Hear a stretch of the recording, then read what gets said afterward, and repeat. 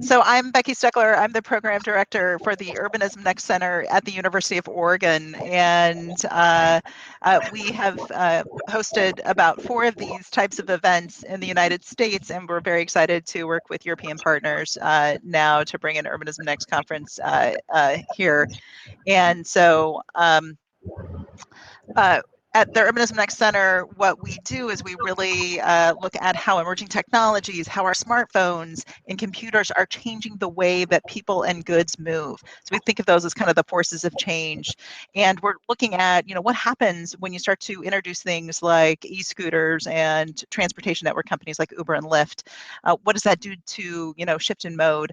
But really what we're paying attention to is what are the implications of these changes for things like land use and urban design, building design, transportation, and real estate markets. We want to understand, are we just providing more transportation options to people that are already transportation rich? What are the equity outcomes that we're experiencing? What does it do to health and safety? Especially if we stop walking or biking as much, because we're having things delivered to us, for example. What happens with the environment and greenhouse gas emissions? What about the economy and jobs? And ultimately, what are the policies that governments should be adopting to help to make sure that this technology is really serving a purpose and making our communities better and not worse? How do you talk to people, the residents in your community, as well as decision makers and elected officials? How should we be designing our streets and our sidewalks? And ultimately, I'm at a research institution, so I want to know what else do we need to know about this? Next slide.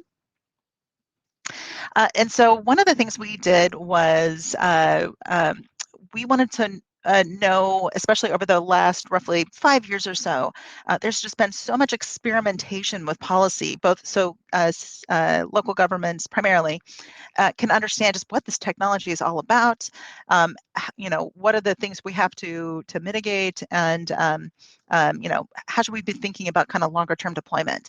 And so we looked at pilots across primarily the United States and Canada. We looked at both the mobility of people and goods. And so, and really the one thing too I wanted to say with transportation network companies, there's of course Uber and Lyft are in communities throughout America and Canada, but we really want to understand, when they're partnering with transit agencies or with nonprofits, as well as cities, what happens with those experimentations. We did want to look at autonomous vehicles, and sometimes it looks a little bit more like testing than an actual kind of, policy pilot. But we had some really interesting learnings from those as well, and also with autonomous vehicle goods delivery. I can't say enough great things about NUMO, and you're actually going to hear more from Carlos, who worked with us at NUMO, as well as after my presentation. I'm just going to tell you about some of the findings from our report, and you can go ahead and go to the next slide. And I'm thrilled that both Carlos and Sarah from the San Francisco SFMTA Municipal, and I don't have it in front of me. She's going to talk about what they did in San Francisco. So just to give you an example, we ended up back in 2019, looked at 220 pilot projects. We did 11 in-depth case studies among the different modes. From that, we were able to recognize 31 lessons and had 10 recommended actions. And this just gives you a sense of kind of like where, most of those pilot projects were across the country. Next slide. And I'm going to just kind of walk you through those 10 recommendations. But one of the things, it's always great to see examples. And so I'm going to use the city of Portland and their e-scooter. They actually did 2 e-scooter pilots.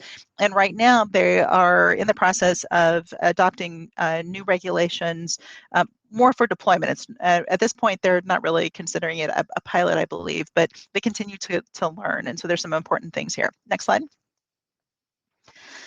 And so the first thing that has become very clear that is important, that you're doing an experiment. So you need to have almost like your hypothesis. What is it you're really trying to learn? And sometimes for some of these pilots, actually the goal was not clear.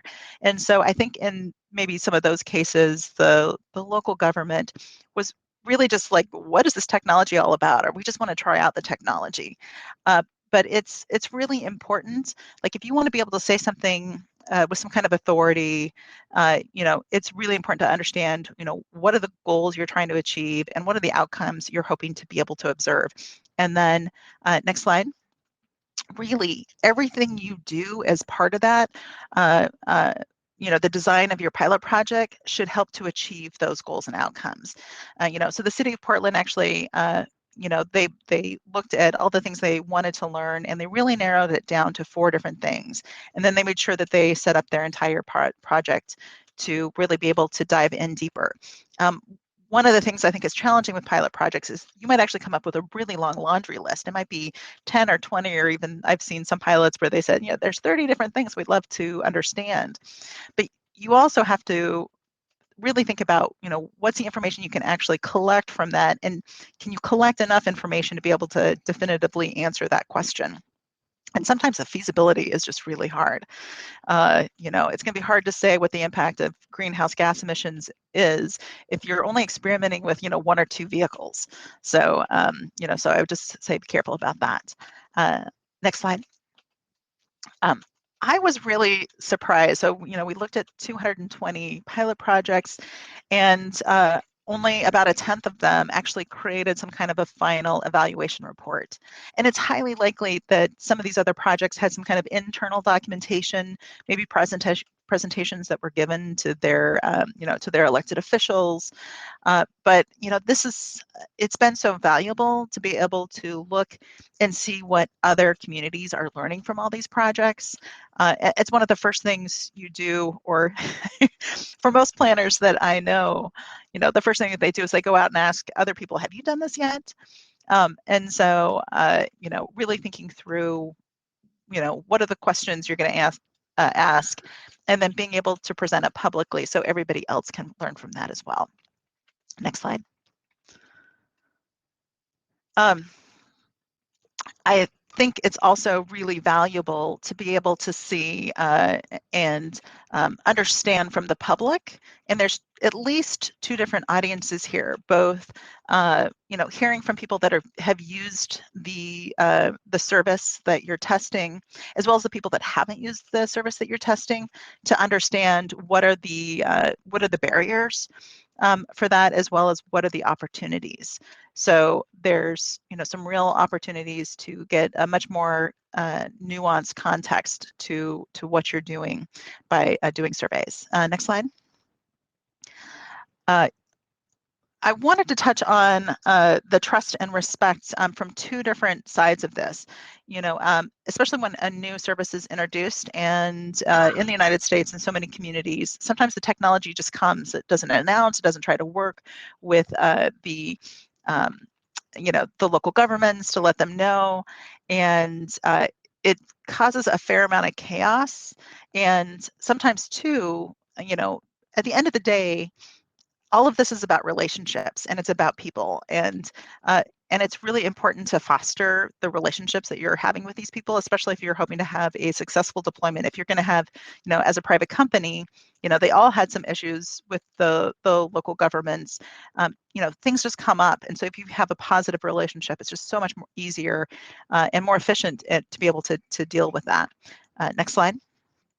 And I'd say that there's also an importance of earning the trust of the residents who are living in and potentially being experimented on during these pilot projects.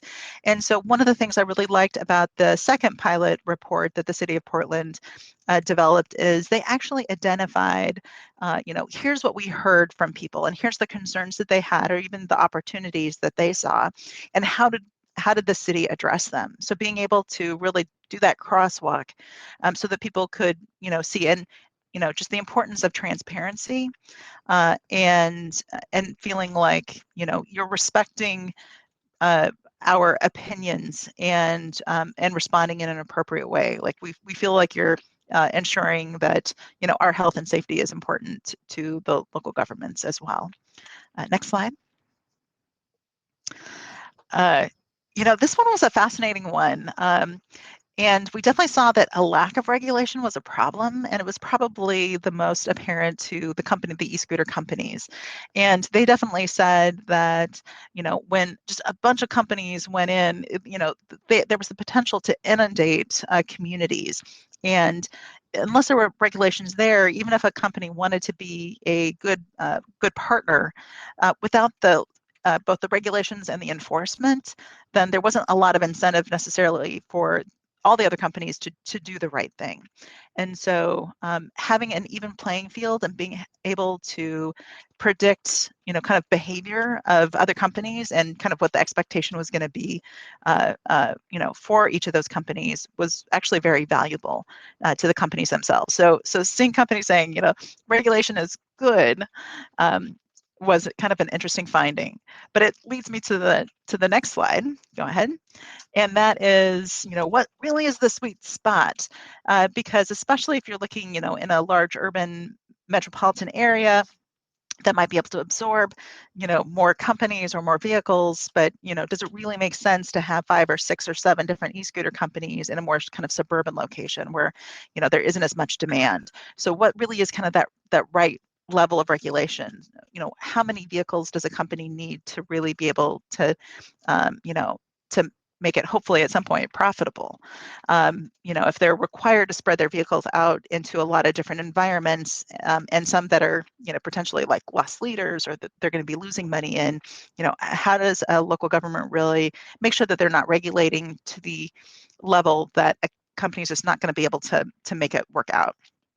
And so there's, I think, some important understandings of the impact of the regulations themselves and what does it do to viability of companies. Next slide. Data. I'm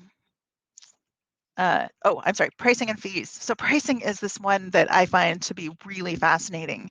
And it's something that I think a lot of local governments are not necessarily thinking kind of all the way through. But as we're looking at all these different pilot projects, we definitely saw 4 specific areas where it's important to think about, the additional potential fees that governments are charging companies.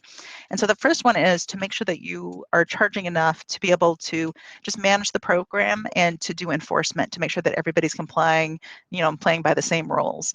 The second is to think about what's the investment into the infrastructure that you really need to be, charging for so that you've got, a great level of infrastructure for everyone to operate on. The third one was really thinking about managing for congestion and the demand. So whether that is in the district or at the curb or for special events, for example, for that soccer or football game. And finally, it's very likely that you're going to want to incentivize some societal goals, such as providing those low-income programs, making them cost a little bit less, or to incentivize the activities that would end up reducing carbon emissions. Next slide. The data also was really fascinating as well. So as you're setting up your pilot projects, definitely one of the things we've learned is don't ask for any data that you cannot process or analyze or that you do not need. There's all sorts of, not even getting into the privacy regulations, which I know are much stricter in Europe than they are in the United States. But the kinds of information that you really want to understand is just operational data. And the operational is also important to make sure that are the companies complying with the permits or the requirements of the pilot project itself. You also want to understand just how is it being used, so that you want to have analytical data. So you can understand, the number of trips, how far they are, how long do they take, and the types of people that are using it. And finally, that evaluation, being able to ask the question, if you did this one thing, what didn't you do? If you took a scooter, did you walk? Would you have otherwise taken a bike? Would you have otherwise, driven a car or taken the bus, or maybe not made the trip at all? Those are important things to understand. Next slide. So I've briefly gone through some of these 10 recommended actions, and there's a lot more. I'll put a link to the report in the chat when I'm all done here. But next, I would love to introduce my next 2 speakers on the next slide. Oh, And then one more slide. So if you want to contact me, you can. And next slide. Slides on this one. Oh, that's right. I added a final slide this morning, so you don't get to see these great headshots, but you will get to see momentarily my two colleagues.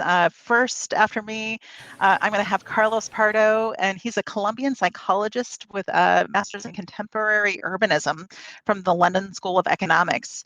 He focuses on urban development, mobility, lighting, and climate change projects in cities in the developing world, and he's participated in more than in technical consultancies in more than 30 cities in Asia, Latin America, and Africa, and has coordinated and developed more than 70 training courses in urban development, climate change, public and non-motorized transport, travel demand, and sustainable.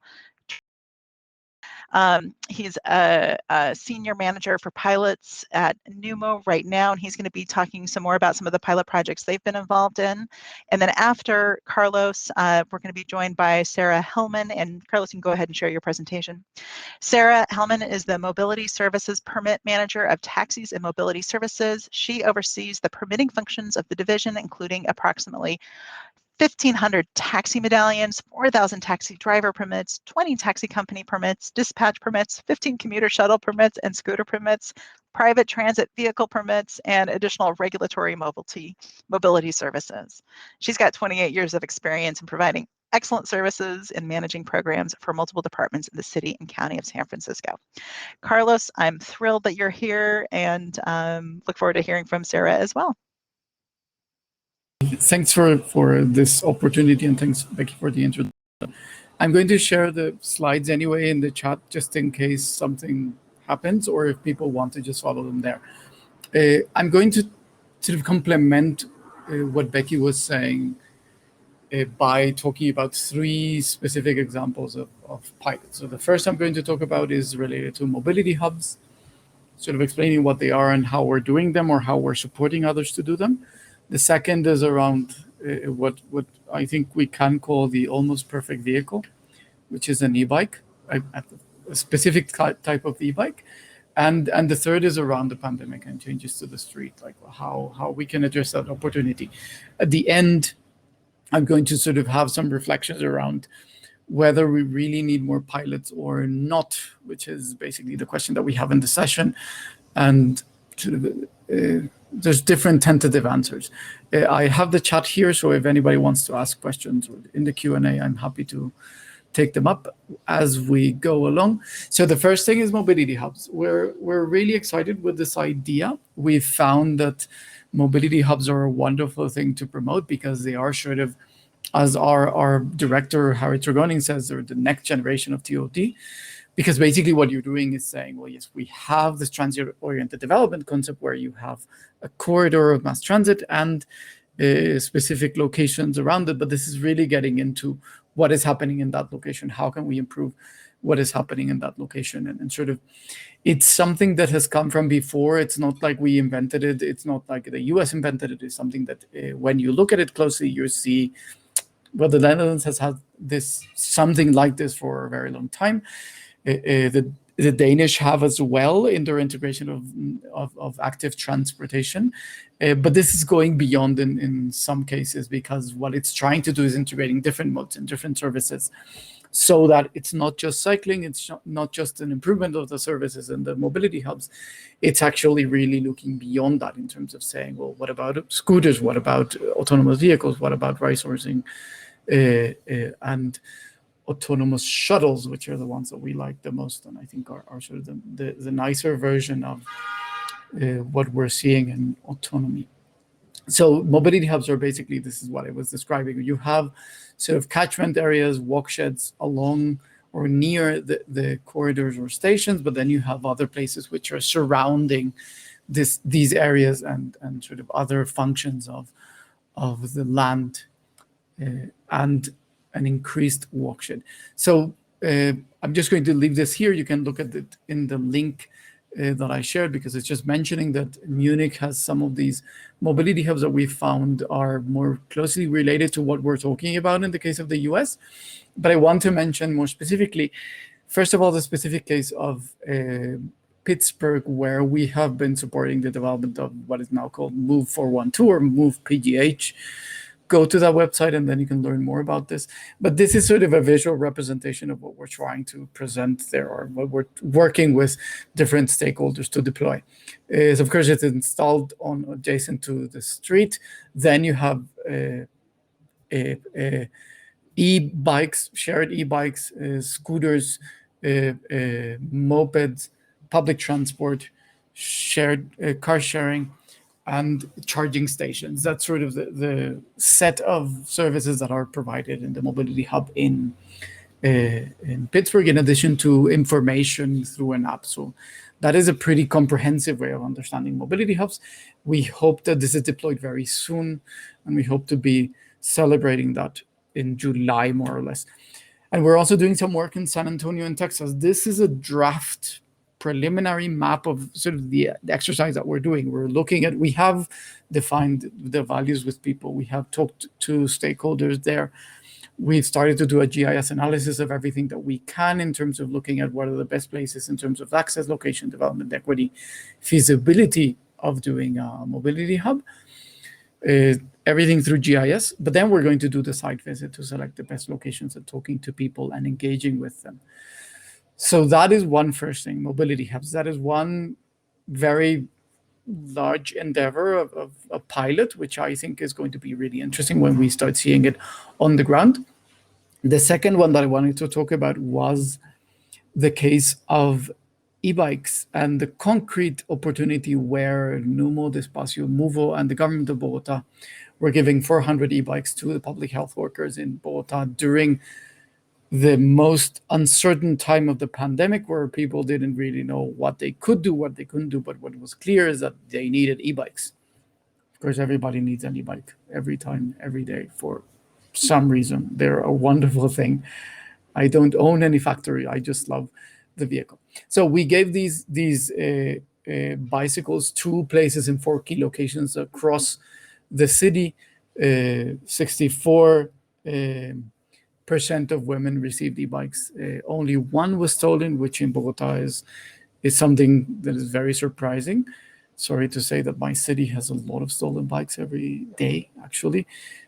So having that was incredibly surprising and positive. And this was really an agreement with government that was sort of in 3 days we were able to deploy everything. Then other colleagues from NUMO in Detroit were working with Detroit, and then they were able to also provide these beautiful e-bikes from a brand that's called Maven. That's actually folding e-bikes. And it was essentially the same exercise. It had also scooters and e-bikes.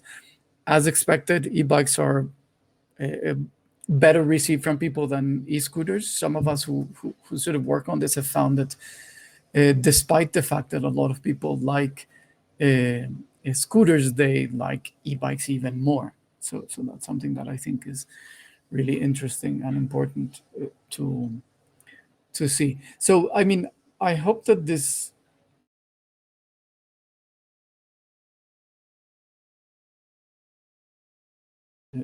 quickly and easily. That is becoming a challenge because, of course, the disruptions in the supply chain of bicycles and all their components is sort of a big thing that is happening. And there's a very, very big delay in getting an e-bike, which is good news and bad news at the same time. So that was the second thing that I wanted to share. Oh, I somehow had this in after, but this is the map of Bogota, and the dots are showing where people were starting and finishing their trips throughout the city. So it's incredible that the average trip distance was 9 kilometers, which is really long, especially in Bogota. 9 kilometers, which is almost 6 miles, is incredibly long. Our average distance is a little bit more than 3 miles. So that was a surprise. And we had almost an hour of average travel time. I'm sure people were just riding around for this hour because it was like riding an e-bike and riding a pedal assist e-bike, which is the one that we feel is much better, is a very nice thing to do. And I think it's a wonderful thing to that we did. We also, as part of that pilot, we were asking people, how they were moving before the pandemic began, and how that started to change in terms of in November, when we asked them much later, and then what they predicted would happen in a post-vaccine world, which we asked again in November 2020. This is a really interesting graph that takes a little bit of time to get used to. But I really like to look at it for a long while and then just sort of start seeing. What it's showing you is, for example, people who were using public transport or employer-provided buses started to telework, of course. They also started to go and motorize individual transport, and very few proportionally were using public transport, and some went to apps or taxis. What's interesting is how they predict what will happen. So few of them predicted that they would go back to public transport, which is a little bit worrying. But a lot of people said that they would be using active and individual transport, and some would continue teleworking. Like, what's interesting of this graph is this is what they actually used before the pandemic. This is what they actually used in November when we asked them.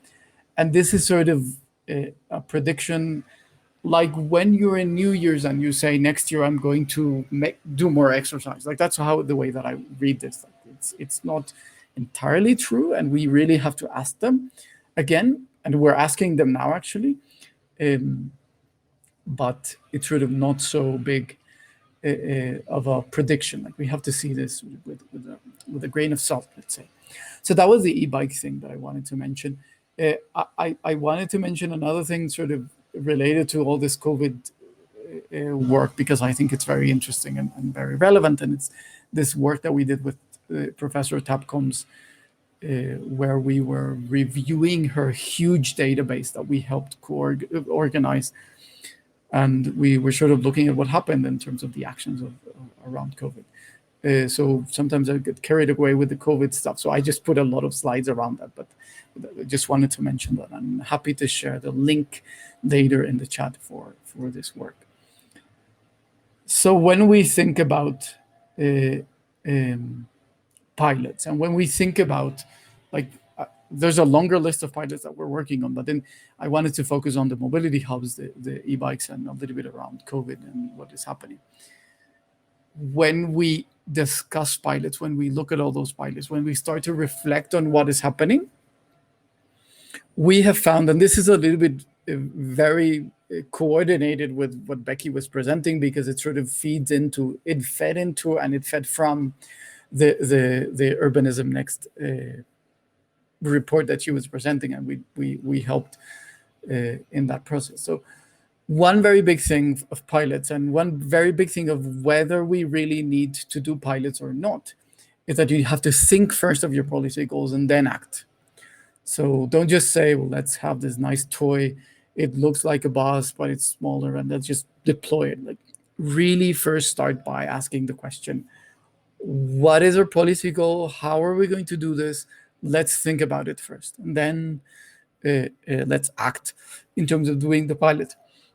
And I think Becky talked a lot about that, so I'm not going to delve too much in there.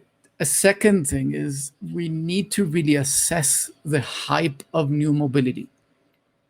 The fact that something has an app doesn't mean that you need it. The fact that something flies or doesn't have a driver doesn't mean that it's good for your city. And the fact that something is just called new mobility doesn't mean that you have to deploy. So it is a little bit weird that somebody from the New Urban Mobility Alliance is saying this, but we are very careful in NUMO and really trying to explain when we're talking about new mobility, like, what do we mean? How should we understand new mobility? When should we deploy it? Why should we do it? So let's be careful about the hype, and then start working and understanding sort of what is it that we need and we don't. And as a corollary of that, let's think about the usefulness of the tried and true, like bicycles, walking. We have used them forever, and they still keep on working. We have walked for literally ages eons, and it's still wonderful to promote walking. It's still wonderful to improve sidewalks. It's still great to develop urban areas that are better for people walking. So I think that is sort of an important thing to understand and to evaluate. Let's say that is the second thing. Now, the third one is sort of, I know I said be careful about the hype, but at the same time, like, let's be open to change. And this can relate to technological stuff.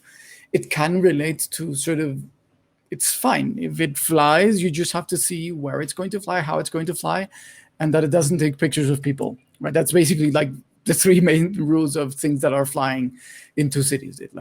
So understand those technologies, and then it will be fine. Like really, that resistance to change, either in people who are deploying pilots, people who are approving them, we have to find a way of making them more relaxed around the existence of those potential pilots or technologies. Even for cycling, like, you have to confront the resistance to change. Like, it's okay, we'll have a bikeway, but no, nothing is going to happen. Okay, so that's a third lesson that we have.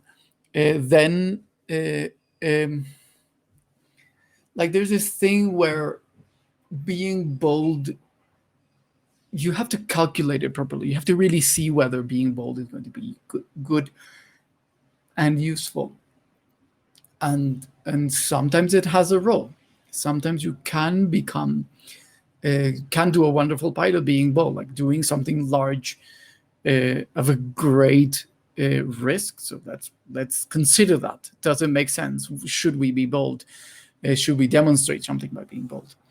Monitoring, I think, is something that also is very clear in the Urbanism Next report.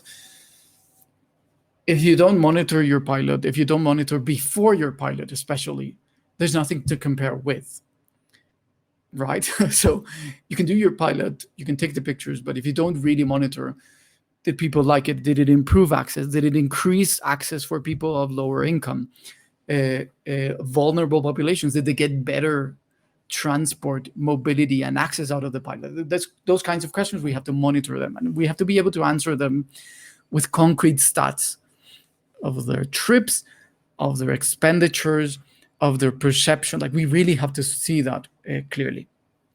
And that's why the next one, let's say, around engaging those stakeholders and sort of leveraging their role. Like, how do we contact those stakeholders and start to think about their role? How do we really talk to the communities which are in the pilots?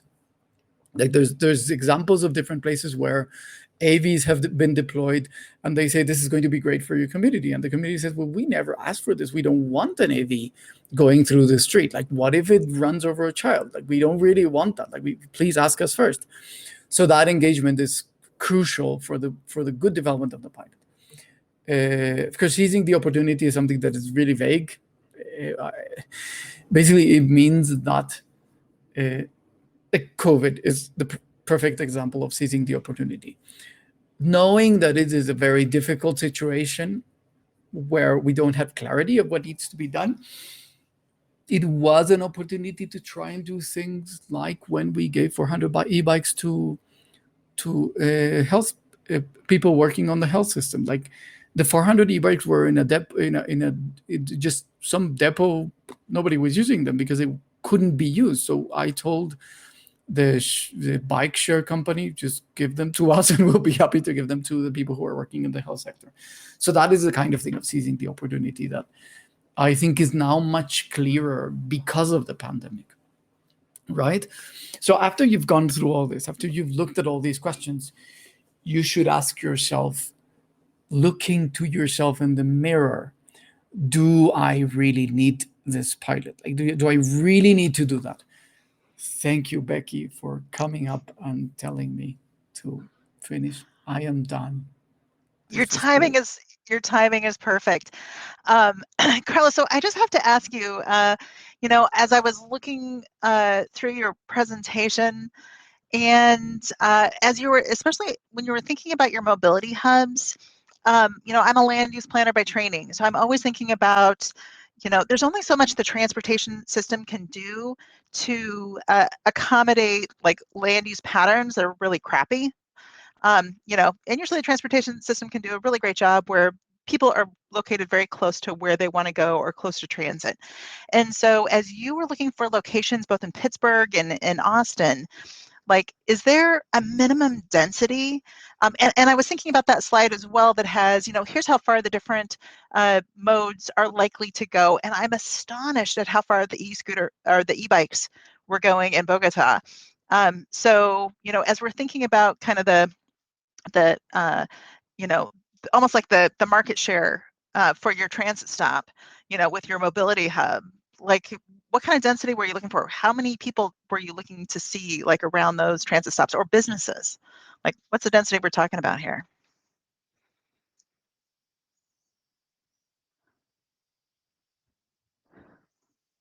Answering that? Oh, I think, am I sharing my screen or not? Okay, I was trying to share my screen. But there's two ways to answer this. One is when we do the assessment, like when we're doing this GIS analysis, people who are into GIS, of course, they know that it's sort of like modeling. Like some models are useful, all of them are wrong. Like a little bit with maps, right? So we did sort of one analysis. We're doing one where we're saying, let's go to the places where everything is right, like everything works perfectly, and let's identify the locations where the hub would be located. So that's a place where you have very high density. Like, okay, in the US, very high density is a strange term, but let's say more than 100 people per hectare, right? Which is like here, it's like a park, but whatever. Like in the US, like that is super high. But let's say like beyond 10,000 people, like mixed land use, like a lot of different things. That could be sort of one way, like where everything is already there and sort of it's ripe for the solution. You just need like the space. The other way to go about it is to say, which is sort of the exercise in Pittsburgh was, let's look at the places where we don't have anything and it's actually good to put the mobility hub. So it's a little bit like when you're doing this Wi-Fi repeating things in your home. Like there's a place where it's not really good signal. Like should you put it there so that the signal repeats itself? Like this is the kind of thing. Like if you think like this is my mobility hub, like there's nothing around it, but why don't I put it there so that people can come here, right? It's what we call the standalone hub. So that's a yeah, I can go into the details, but I think I should stop now. But just to quickly do this, because I see that Geiske, and I don't know if I'm mentioning Geiske's name correctly, but I see that she's asking a question about when not to do a pilot, because I think I was super excited about when to do a pilot. And okay, so basically, don't do a pilot where, and let's go through the list, when it's only about hype and you haven't answered the question. Like if you haven't thought about why or what is your policy goal, then just don't do the pilot. Like if it's just somebody coming, like the guy in The Simpsons selling the elevated monorail, then you don't do that. Like really start by asking the question. So don't do it when it's only about the hype, when it's only about the technology.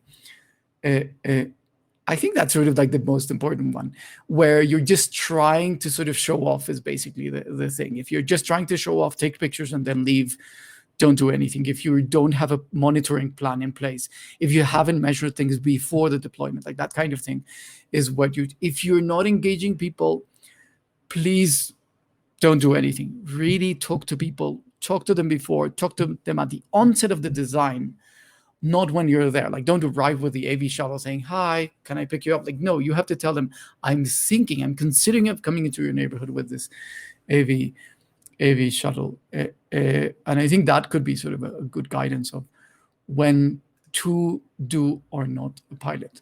And then I think I'm done. Excellent. Carlos, thank you so much. We'll bring you back after Sarah, but at this point, I'll invite Sarah to join me on the stage and to share her presentation.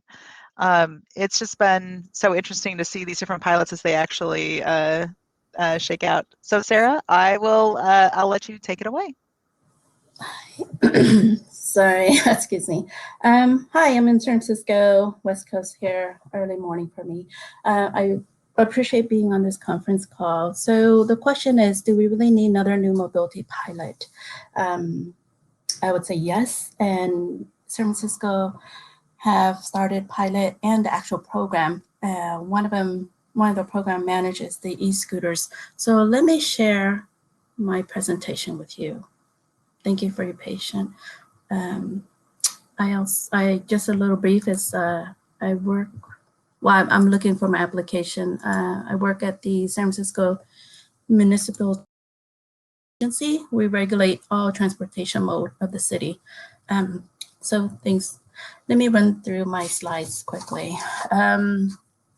So what happened in San Francisco is, as of March 2018, we saw a lot of companies just dropping off their scooters on the street of San Francisco, and it caused a lot of problems because they were, as you can see in the picture, they blocked right of way for pedestrians, illegal riding on the sidewalk, no regulations, and a lot of complaints from the public. In April 2018, we went to the board supervisor and they approved our agency to allow scooters to be permitted. Therefore, we started a pilot program in May 2018. On this pilot program, we only had 2 companies that qualified, and that was Scoot and Skip. We definitely saw that complaints decreased. It improved parking behavior and riding behavior, and we required an in-app safety education for users. After the pilot program, we started a program in October 2019, and lessons learned from both. We learned that they need to have a lock to requirement where they lock the scooter to a furniture like bike racks, meter poles. We also required reporting requirements. We asked for a low income plan and also a adaptive pilot program in January 2020. Then COVID hit, so then the program's supposed to be for 1 year, but the scooter companies were not able to use the whole full year, so we can assess the the functionality and how many users. We went to our board and asked for a 6 months permit extension. That brought us to April 2021.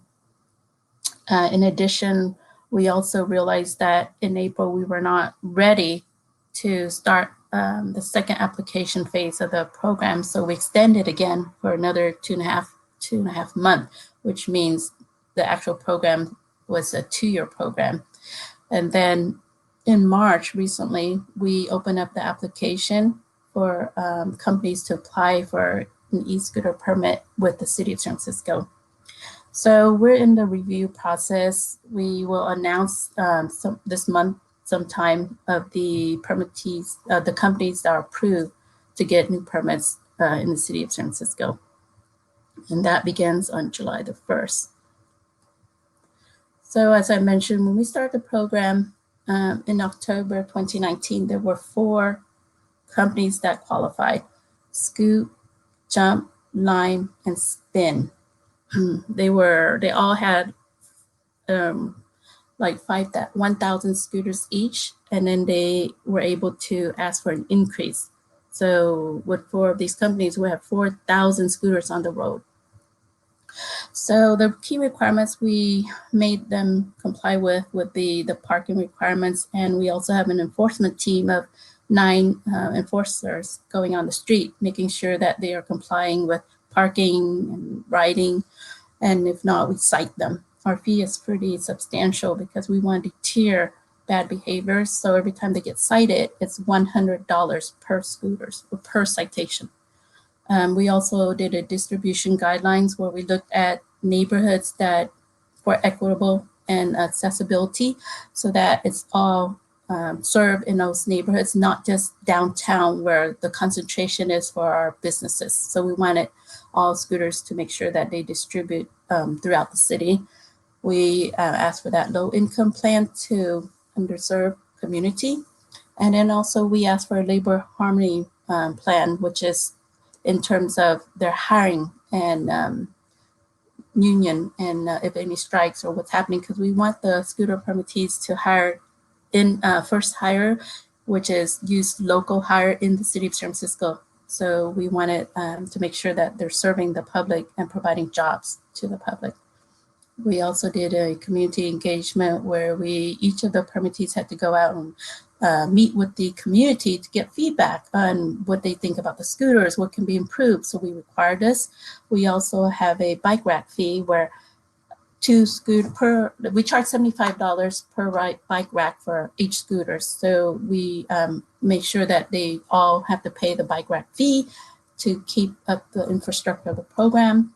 We had a complaint database that the public can call in, and the scooter permittees need to post their database so the public knows what's happening.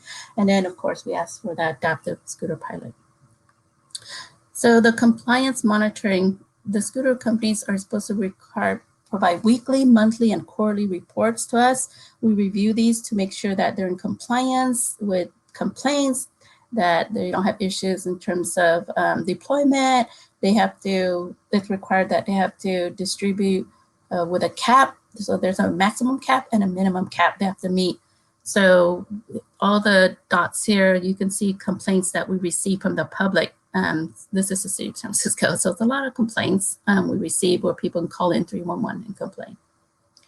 We also want transparency so the public can see what's happening. We have a live dash cam, a live dashboard that shows all the complaints that have been received since the start of the program. And then the last one was, I think, May that we had. Here you can see all the citations that we issue and the complaints that occur. So this is a dashboard that the public can always access, and it's live. Then, so I just want to bring you up to speed again about what happened. Originally, I said there were 4 scooter companies. And during this time, Lime bought Jump. So we only have 3 permittees, and they were able to increase their fleet. I mentioned they had 1,000, but as of recently, Lime 2,000 scooters, Scoot had 1,500, Spin has 2,000, and this is the maximum that they're allowed to increase their fleet size. And this is how much they paid in bike rack fees. And this is 2,750 are bike racks that have been installed. We're currently working with other departments to continually install more bike racks. We noticed that this is what happened before the pandemic. We had 90% of the rides drops greatly due to the pandemic, the COVID pandemic, but slowly we're seeing that ridership is coming up again. So in the 6-month permit extension, we went back to our SFMTA board so that we can get approval for the emergency shutdown of time to recover for them during this COVID time. And then we expanded the transportation recovery plan, which is having micromobility be the last mile of transportation. And we expanded key neighborhood services. We also conduct a survey. So before we started the new program, we conduct a survey to the public and asking them their feedback on what do you think, should we continue the scooter program and what usage and the demographics. So we discovered that of the survey, they were mostly white male affluent that would take the scooters. So I posted in the chat the link for our survey. And then we also asked, like, how often do they use the scooters? And we discovered that they use it,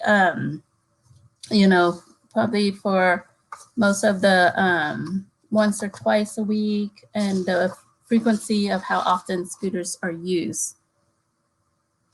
So we also asked what was the main purpose of their trip. And as you can see, about 40% say shopping or errands. And then others are, work, school, and fun and recreation. So we also asked, would you, what mode of transportation would you have used instead of scooters? And here it states that if it wasn't for scooters, we see a high rise in using Uber and Lyft. And then we still see that they would use our public transportation, which we also manage, which would be our buses. So when we We wanted to amend the new permit program that we're issuing, and that is to say that we want the flexibility to not have an annual permit, but an option to have a 2-year permit. So we don't always have to go out and people have to do a request for proposal and bid, kind of submit their contract. We also eliminated the endowment fee for maintaining of infrastructure, because scooter permittees were paying, but we have not used this money. So as a cost basis, we thought it wasn't fair to ask them to pay this one-time fee.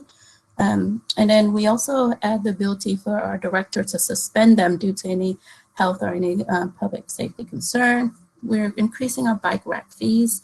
It was mentioned one scooter is $75 per bike rack, but now we're charging $100 per scooter for the bike rack fee. This is to recover costs. Then in the new program, we, instead of having the adaptive pilot, we're actually having them required to have an adaptive program. We're making sure that they're following the matrix for neighborhood requirements and do more community engagement. We want to hear from the public. So the adaptive program is, we asked them for GPSing their device, because right now they have adaptive, but it's not GPS, and we want to track it. And we want to see the usage of the adaptive e-scooters. So we do a lot of community engagement. We go out to the board supervisor, the mayor, our board with SFMTA. We do open house, we do community engagement, and we discuss a lot with the community before we launch any program, because we want their feedback and support to have this program. So this ends my slide. And I'll turn it over to Sarah. Thank you so much. I just, oh no, Sarah, come on back. Don't come away. Because I want to ask you a question. So one of the things I think we're all concerned, especially, seeing that other slide from Carlos, was, and there's nothing like studying technology. And it feels like the lesson that I'm learning is that we really need to invest a lot more in walking, biking, and taking transit. There's something when, we're working on the pilot project with a company called KiwiBot, which is the urban delivery, a little cooler on wheels. And one of their mottos is they want to be the best pedestrian in the world. So it's interesting when the technology is also kind of mirroring that. And so one of the questions I have for you is, do you have any information about, especially for your e-scooters, how many people are transferring either to or from transit when they're taking the e-scooter? Like, how much is it really bridging kind of that first last mile? Yeah, so we did also a survey, and we did a survey in the pilot. We asked them how many are taking that last mile, and we find a big increase, like 50% are saying it helps them in that last mile trip. And that's a reason why we were able to approach the board supervisors to grant us this program. And they saw the impact, how it would be for our neighborhoods and community. So it's greatly used, and that's one of our justification. So we did a lot of research, did a lot of piloting. That's great. And then just out of curiosity too, because I know it's kind of unique, at least in the United States, that there's the lock-to mechanism. So what happens if a person does, take that scooter from the transit stop and they take it to their home, and it's in front of a single family home that doesn't have a bike, someplace to lock it right in front. Does the company or the individual get a fee if there's not a bike mechanism or a lock mechanism there? So it's a balance to have this program, because we're juggling with politics, making sure our government, they want this program, but making sure the community wants it. So we have mixed feelings. Some people want it, some people don't. And businesses, some want it, some don't. We have 8 street enforcement investigators. So when we get one, it's a complaint from the public, they can email, they can call us, they can do a 311 online. Our investigators go out to the property and cite them, because they are not supposed to leave the e-scooters in front of any property without a bike rack or a place to lock it to, like a meter or a tree, that fits. So we will cite them, and that's $100 each citation. And the thing is, they need to move it within 2 hours. If they don't, we go back and cite it again. So our enforcement is really strong, and we do get revenue from this, but that's not our intention. Our intention is to correct the behavior. So we are a little bit lenient. We understand, but it's required. If you don't move in within 2 hours, we will come out and cite you again. So the public complaint, the property owner can complain, the commercial business owner can complain. They know not to park it there. They know not to park in right of way, so that we don't block any accessibility. They know not to park in front of homes and garages or access of way. So yes, we have 75 terms and conditions they have to follow. So. Oh my gosh, that's great. Carlos, I'm going to invite you to come on back to the stage. And while you do that, I've got a couple questions. One that's Sarah. And one of the questions was on the fees that you charge and the infrastructure and maintenance that you've now maybe had to eliminate. How do the companies feel about these fees? Do they feel like it's too much, or or that you need to dedicate more to like improving the more bike lanes? What's the response from them? So they want business, of course, right? And they have voiced their opinions that it's too heavy. And we told them, well, we're stuck between trying to comply with the Board of Supervisors, our government agencies saying they want scooters, but they want to make sure that they are using it properly for their ridership and users. So that's why we said you have to have a user education. We require this, and that we find heavy, so that that means instead of complaining about citation, you should look at your program and maybe improve it. Go out and do more outreach, go out and do more education, go out and do training. We're asking them what they can improve because they're a technology company. So some of them are saying on their e-scooters, the last mile trip, when a rider ends their trip, they'll get a pop-up window that says, can you park here or not? If not, and shows several bike rack that's nearby. So park there. So they are doing that where we say, oh, there's no more room on this bike rack, 5 minutes away, go over there, you can park there. So they have to educate their user more.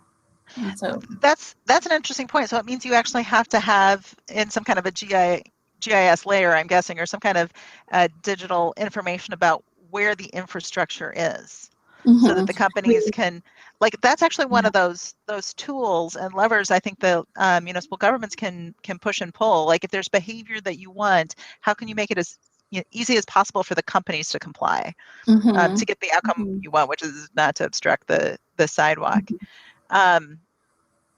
Another question that I want to ask both probably you and Carlos is about getting feedback from the community. And so we've got a question. When you collect this feedback, do you ask people to propose a solution if they've got, like an issue that they're raising? Or do you provide a solution and then have them rate that? Like, so for improvements, like how have you been dealing with the information that you're trying to collect? So I'll start with Sarah, and then I'll ask Carlos about the pilots that he's been involved in and getting that feedback. So we did outreach several times. In our survey, we only asked for suggestion for adaptive. What do you want in adaptive program? So it's a blank that they can type in free flow. We also have scooter meetings with the public. So they had opportunity to give us input and provide feedback and email. So we do, and there have been a lot of suggestions from the public and from the companies. So that's how we get it. How can we make it better? And before I start this next program, I did talk to all the current permittees and say, give me feedback on the current permit. What can you see that's better? So they did provide that, and we review it and we incorporate those that we see are feasible and make sense. Okay, that sounds great. Carlos, how have you been dealing? Like, have you really been incorporating, the residents or public people using the services to innovate and make it better with the pilots you've been involved in? That is a wonderful question. That is, it assumes you are. Yeah, it does. I'm also assuming that I do. So the thing about engagement is that, I guess Sarah also agrees, it is the most difficult component of any deployment of whatever. Like you need to know who you're going to engage, how and when, and you need to put in enough time to ask them. So it's in the case of Pittsburgh, it's been the thing that has taken up the most resources, like the most time to sort of really understand what are the groups, and then getting in contact with the groups to sort of start talking to them. The mobility hubs in Pittsburgh have had a lot of discussion with sort of the technical people, but then the important thing that so when we started to say, okay, now engagement, then it was already March of last year. So it's been like a year of trying to find the best way of engaging people in sort of any way. Like the pandemic has made it very difficult to engage, and the ways that governments and others have tried to engage with people have been interesting and creative, but naive. So for example, when like one example of a city, I just won't say which, was one saying, okay, we're going to do this outreach with the community. So then it's great because we can just put up a link, and then we can just put a link to the video, and then they can just go to the video. That already negates a lot of people to really participate, like people who don't have access to a computer or to internet or to the knowledge of using the platform, right? Which are the people in many cases that you really need to contact, that are very difficult to get to, and the ones that will tell you everything that you haven't heard before, right? So I think I'm answering like when you ask about the elephant and you talk about the giraffe, but it has been difficult. What we're doing now in San Antonio to sort of close the idea is that, given that we're now in a little bit of a post-vaccine world, we are going to do a site visit. I'm actually going to go to San Antonio. If everything goes well and my test of COVID doesn't come positive or whatever, then I can get on a plane and then go there. Because we want to sort of activate that again and sort of go and talk to people and say, okay, look, if I come here, if I come to your neighborhood and I deploy something that is more or less like this, what do you think? Do you agree? Like the good thing with the mobility hubs is that they're very specifically located by definition. So it's sort of, you can go and say, well, let's go around no more than half a mile around the locations. Then you know. But yeah, it's a super difficult thing. Yeah. Okay. So I'm going to pose to you both. Here's an opportunity, I think, for for local governments to think about mobility, a specific mobility need. And one of the things that I've read plenty of studies, but definitely was clear from all of your slides from both of you, is that there's some real challenges with women, both being comfortable, feeling safe, being able to haul all the crap that we've got to haul, or maybe even transporting kids. And so, so Sarah, just kind of thinking about who's actually using scooters, and it's, usually men that are younger, that are more affluent, that, have a lot more education, that are kind of, centrally located.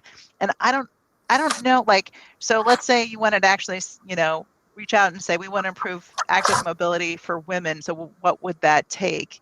But even Carlos and the e-bike pilots that you've been involved in 2 different continents, I was really, I know that a lot of women participated in those, but even in the Detroit pictures, like those bikes didn't have baskets.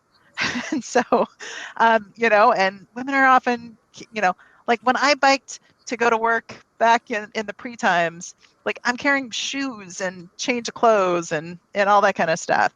Or, or you've got to get your kid to school first. So like, I want to ask you both kind of that gendered question of like, how would you make this more inclusive just for women, regardless of where they are? And Sarah, I'll start with you. I think the key is not to look at sexism. We look at equitable, being equitable and accessibility.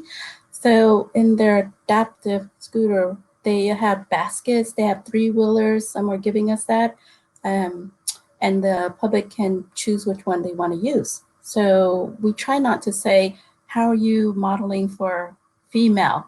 However, if we do want them to reach out, because our survey shows 63% male and 36 female are using it, our question would be why, and how come, what is it that we can help to make them more usage? That would be the question, seeing that. We also would ask, like during COVID, a lot of our scooter companies, gave free rides for health workers. And they tell us we're promoting free rides for July the 4th for safety because our transit system closed down at 1 a.m. They said we'll provide this for them to do that last mile. So they do incentive programs that are free for the public. So in that regards, we would say, can you promote and tell us how you would promote it? Currently for the adaptive, we ask them to do a survey out to their constituents and say, for the current users, what do they want to see in the adaptive program? How can they improve it? How they address it? So we would do the same approach, like for certain groups, but it's not so much of targeting because female, because that would be the question of minorities in our communities. How come they're not using a lot? What can you do? So we're looking at, just usage, making sure how, that's why we require them monthly to have a community engagement. And like Carlos said, it's not just a video. Before we used to have a hub where we offer monthly, it's called Sunday Streets, and we offer in the park, and all these programs will be there, and the permittees will be there and have their scooters so the riders can sample and try it out. And during COVID, we're not able to do that. We want to pick that up again, but we have a lot of community engagement. We meet at a lot of communities when Zooms and Teams, and they have to present and they hear feedback, and we want to follow up on those feedback. We don't want to say, oh, thank you. No, I actually reach out and say, what are you doing? We heard this feedback and they want this. Tell me what you're doing. So I hold them accountable. Hopefully that answers that questions. Yeah, that's great. Carlos, what do you think?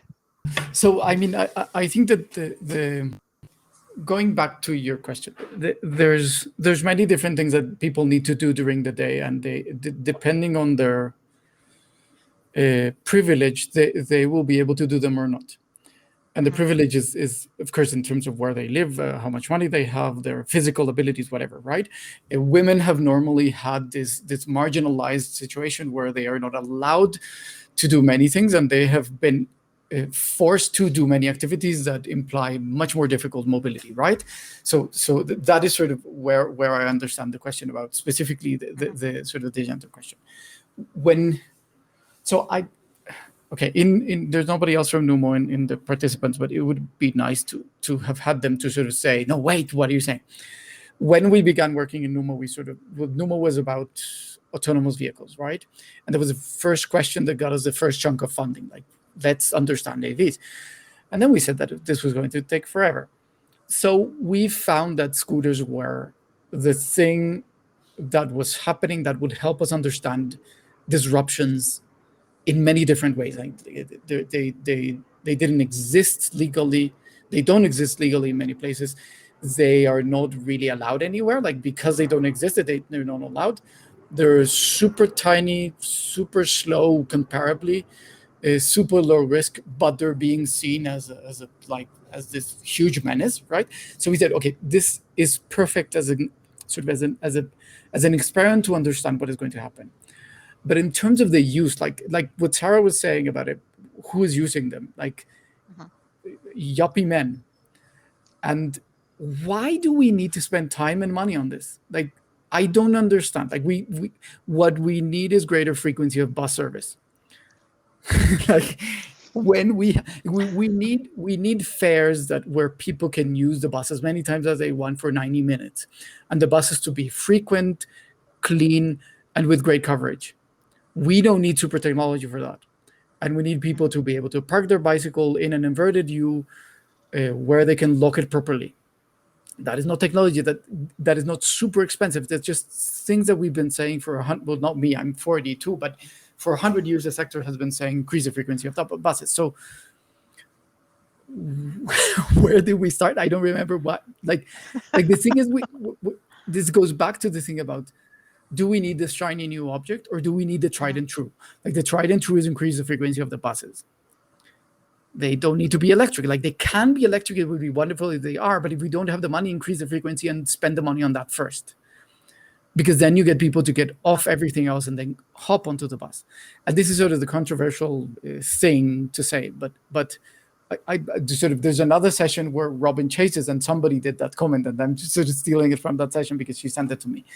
But like, that's the main thing. Like, if we need greater access, if we need more people, if we need the vulnerable population to be able to use the bus, it's like this incredible solution for many of these things. And like, I love e-bikes, and I've said all of that about e-bikes before, but many people can't use them. And the last thing is that in Pittsburgh, when we had the first workshop, Karina Ricks, who is the director of mobility and innovation, I think it's mobility and something, she said, the first and most important thing that I need is as many different types of vehicles for as many different types of people to be deployed by these providers. Like spin, don't just bring me scooters, bring me something else, like bring me a tricycle, an e-tricycle. And I felt like this is a great first like comment that she did in the work. So yeah, I got excited about this. Yeah.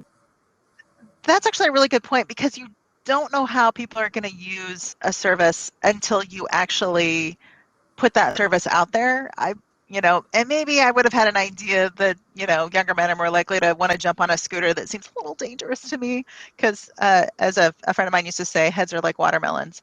And I think about that when you fall off of things. And so actually this kind of gets back to, I want to pivot just a little bit and think about, as we're thinking about new mobility opportunities and how you really think about pilots with these vulnerable populations. And so, Carlos, before you said, like one of the lessons was, just don't get on the hype. But in working, across the country, I've actually come around to, there's actually a real value for the touch and feel pilot, especially in thinking about the trust elements with some of the most vulnerable populations that don't want to be experimented on, or the risk to them is much greater than it is for somebody like me. So if I'm, trying a new service and my identity gets stolen, like it's a pain in my ass, but it's, it isn't so it's not so detrimental to me. But if I was a low-income person and, living paycheck to paycheck, and somebody actually managed to steal my identity, like the risk is so much greater for a person who's living kind of on the edge. And so, so how are you, as you're designing your pilot projects and really thinking about, somebody's depending on this service to get to a job that's an hourly job, and if they don't show up on time, they might get fired, or or they, reliability is really important. Sarah, how are you thinking about protecting populations, but also, experimenting to see, can you provide them with a valuable new service? Yeah, so we have in the terms of our permit that they're supposed to protect public privacy and all those information. So we do care about that a lot, and we don't want any lawsuit, definitely. Now, in terms of, I think your question is how to integrate new mobility, micromobility in the user. We always are approached with, because our department deals with e-bike. Now we're doing autonomous vehicle, and we do have those e-bot robots that delivery. We have the taxis, we have the TNC, Uber and Lyft. So we have and our bus and our trains. So we have to work and look at planning. How do we accommodate all this in the small city of San Francisco and make it viable and use for every mode of transportation and all different neighborhoods and groups of people, from the affluent to minority. What we ask them is, whenever we get approached with new micromobility, they're supposed to talk to our department and different departments, and then we ask them about the usefulness, the resource, how is this going to help our community, the cost and everything, the infrastructure, and then we pilot it. We always ask the community and reach out to that way, because we don't want backlash. We need the community support. Like Carlos said, you need engagement. And same with what you said too, Becky. Whenever a new program starts, we need that engagement. So currently we do have autonomous vehicles that are testing on the street. In order to, that'll be a year or so, in order to roll it out, we will need testing. We need like a pilot to have a few on the street. So, and then we have to have the company do a lot of community engagement, a lot of stakeholders. So they're attending. We have 50 or more that I presented before we start this program. I have to present to every organization. For the adaptive user, I have to present. For seniors, I have to present. For our all the minority groups. So we present and say, we're proposing bringing this on board, and then get their feedback and buy-in. And then in addition, we circle back to say, okay, we heard your feedback. This is what we're doing. So we need that before we even launch anything. And we need user to test it out and give us feedback too. So that's how we do it. We announce it, hopefully before they come on our street, and then engage the community, engage the government officials to get their blessing. And then we always test it and pilot it before we launched a new program. And this involves planners to come on board. We have Department of Public Works. We have all these organizations they have to comply to make sure. And then we regulate them to see what's the policy if we're going to have this program, what is accountability, and how they're going to report to us, what holds that. So hopefully that answers your questions.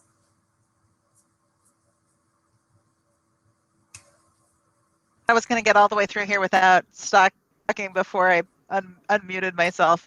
Carlos, what are you learning about? Like, how are you approaching working with some of the most vulnerable populations and testing on them? Like, what are you guys learning? I'm going to be again. I mean, I have the liberty of being able to be controversial, which of course Sarah is in government. Like, she can't just blurt out something horrifying. So what I like about you, Carlos. So I don't really. So the thing is, why do we allow cars on streets, in cities? Like, if you explain this to someone who does not live in planet Earth, they would say, so why do you do that? Like, why? Imagine 120 years ago somebody saying, well, I'm going to come up with this device which is mechanically brilliant, but it may kill 1.3 million people a year and pollute and occupy space, and you need 85% of its energy to move itself, and then the rest to move those who are in it. Like, who would approve that? Why are we why didn't we have that pilot 100 and something years ago, right? So that is sort of the basic question that we have to ask ourselves when we're thinking about mobility and all this red tape that we're getting on scooters, like this tiny 20-pound, they're a little bit heavier now, but the 30-pound thing that isn't really doing a lot. So that is sort of one first reflection. To sort of go now to the question about whether we should and how we should deploy a vehicle that has some risk in any location where there's anybody who would be minimally vulnerable, which is a human being. Like, any human being should not be next to a vehicle being tested. Like a vehicle of those characteristics, right? Like the horror movies that you see in the recent one of this guy in Tucson, I think, that was sort of riding in the Waymo, and then the Waymo was sort of like, oh no, a cone, right? The cone thing. Like, I was in Florida seeing one of it's Ford with Argo, is it that they're testing in Florida? I believe so. And the car saw a cone and it went crazy, and it's the cones, right? So I'm very troubled by the idea of perpetuating the mistake that we have done more than 100 years ago. But I also acknowledge that we cannot be Luddites, and I think we still have to keep on thinking about where is the threshold where we would say, no, wait, you just can't do that. Right? The alternative, which is what we've talked to these people a few times, and it's this sort of these testing grounds which look like a city, smell like a city, but don't have any people in them. The fact that they don't have it, that is the sort of next to ideal location where you could deploy these vehicles. But of course, the main thing in the testing is that you need people around, because people are unpredictable, is sort of the way that they would say. And so this is sort of the difficult thing. The sector would like for every AV to be available and allowed everywhere. Real life, it doesn't agree. Like if you put a current AV in a street full of people walking along the sidewalk, and it is sort of a regular city center street, the car just won't move, because it will calculate the unpredictability of a person walking, which is not a bad thing. It's just human beings can be unpredictable, and that's part of the beauty of being a human being. Then in reality, we shouldn't even be thinking about putting them anywhere near them. We should put them in faraway places. I mean, the Detroit, the Michigan example of what they're trying to do with, I forget the name, which is a shuttle AV that is going along a corridor that is fully segregated on a highway. Like, that's fine. Right. The Avenue. Yeah. Right. Avenue. Yeah. So that's fine. Like, go ahead. It's perfectly fine. Go ahead. But sort of, I'm always troubled by the fact that, but sort of, should we allow cars, any car, near any human? And then should we allow automated cars? Right? But I think sort of super philosophical. I didn't answer your question, but I think I did some nice things around it. Okay, so we have about 4 more minutes, and as I'm going to take the prerogative of being the moderator here to ask a question, and feel free to be super creative with this last one. But have you had any like aha moments through your pilots, or things you totally did not expect? And I'm actually going to start off, and we've got to be real quick about it. One of the things that I found really surprising in hearing from the city of Aspen, Colorado, who did a pilot project with Cord, and this was for business deliveries. And I have drunk the Donald Shoup, the high cost of free parking Kool-Aid, or talked to enough behavioral economists that have said, one of the best ways to manage demand is through pricing. So for parking, we got to pay the correct price for that. But in Aspen,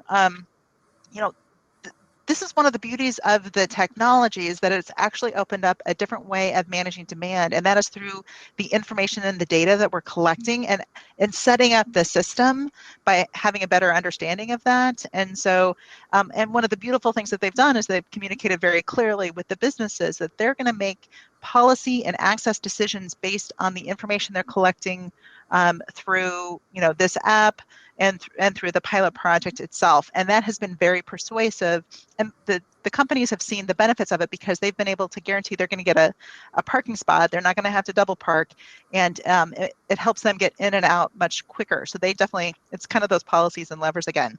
And and I hadn't expected that. So Sarah, just in 1 minute, is there anything that's been that really was surprising and you weren't expecting it? Yeah, we didn't expect so many scooters being deployed. Right now, we got approval from the Board of Supervisor for 10,000 scooters on our street. We don't want to get there, but honestly, I would personally go back and say only 2 companies and wouldn't deploy that many, because we're getting a lot of complaints about scooters are everywhere on the street now. And we have e-bikes, we have scooters, we have commuter shuttles, we have autonomous vehicles. So I have to figure out how to equitable, right? And these companies just, they're strong lobbyists. That's why even though Carlos like, I don't want cars. Yeah, we don't want either, but they're strong lobbyists. And they go to our board supervisor and say, you have to. So we're like, okay, let's figure out how do we work with all these companies together in harmony to make the public happy. It's hard. Yeah. I wonder if it's Carlos's point. Like, maybe we need fewer cars and more of everything else that are safer and better. Carlos, what's been a big surprise to you? So I'm going to steal a bullet point from your presentation, Becky, because that's sort of I guess it's sort of a surprising thing, surprising, not surprising, that it is the private sector who requests many times regulation. I mean, what they mean isn't that they want regulation. What they mean is that they want clarity, right? And when we're doing all these pilots of things that haven't been seen before, it's like the uncertainty on top of the uncertainty. So they say, well, give me clarity on whether, like when we were in Bogota talking to all the providers, like the main thing that they would say was, please tell me how long how long the permit will be, where you'll allow me to park, and what are the specific conditions. Don't tell me let's try it out. Just tell me something more precise that I can deal with, and I can decide whether I come in or not. And that's sort of what you would normally expect from government, which is a lot of ironclad rules. In the case of disruptive mobility and disruptive technologies, it's exactly the opposite, because the ones who have things clearer are the private sector providers, and they say, well, tell me exactly what you need and what I can do and what I can't. But the government is like, I don't really know. Like I need to understand, like I need to pilot it literally to really understand. But they're sort of stuck in, you get frozen, right? Like when you're in government and saying, well, I can't say anything because this thing you're bringing me isn't even in any, it's not in the traffic code, it's not in the legal, it doesn't exist. Like, when did it happen that there was no, that the vehicle that was requesting permission did not exist anywhere in the legal, like nothing. Right. Like, the closest thing we had to scooters was toys. Like that was the way that they were. And there was nowhere in the traffic code saying, oh, if it's a toy, it can go here. Like I'm not expecting anybody to go on a toy. So yeah, I think that sort of request for regulation, which is actually a request for clarity, was one of the things that I saw. Absolutely. When we were doing the perfecting policy with pilots, wanting the predictability, so you can map out how are you going to make money, what do you need to spend, expenses, revenues, figuring all that kind of stuff out. This has been such a fun conversation. I've learned so much from both of you today, and I really appreciate it. We are at time. Thank you very much, and I hope everyone has a good night or a good day or a good morning wherever you are. Thank you again.